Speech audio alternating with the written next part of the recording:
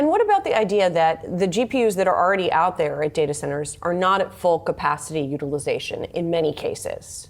Well, that's something that is going to change over time, and that's basically where we see a lot of opportunities here today. So companies that provide ways for better GPU and CPU, for that matter, utilization are really going to benefit here. So any company so Cloudflare is one example where like they have a broad network of CPUs, and they help companies that want to build AI applications use these CPUs efficiently. So these type of companies are really going to benefit, and I think over time we will see utilization increase significantly. So you talked about optical, you talked about semi-cap equipment. Are there any other areas that you think are, I mean, it seems like these areas are, in general, pretty well understood, right? So are there any other bottlenecks that you see coming down the pike that perhaps are not as anticipated yet?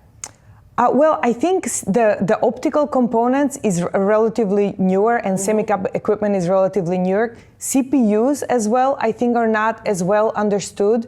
That cycle just turned with AMD and ARM. This is why we own ARM. I think as you see the agentic AI build out, the AI agents will require a lot more CPUs per GPU versus the data centers themselves, or model training. So I think what we're going to see is exponential increase in CPU demand. So I would say from the data center trade, definitely CPUs, optics, and semi-cap equipment are the places to be. And then broadly speaking, we are very excited about the space theme. I think that's going to open a lot more opportunities and new markets, whether it's defense, whether it's communication,